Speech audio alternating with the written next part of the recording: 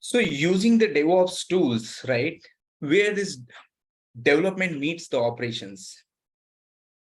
So the overall idea, how you will bridging the gap between the development and the operations team.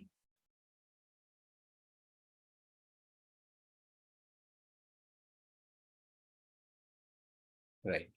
So you need to deep dive inside in it for DevOps tools and processes and also the overall technologies, right?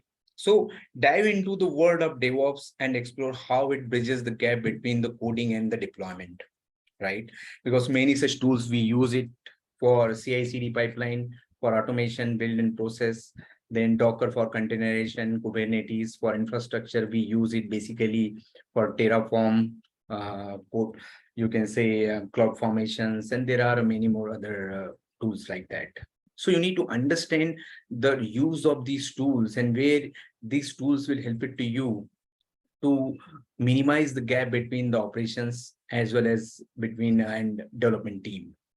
So if you like it, definitely you can subscribe to our YouTube channel, follow us on Instagram. And for more details, you can check the link given below into a description. Thank you.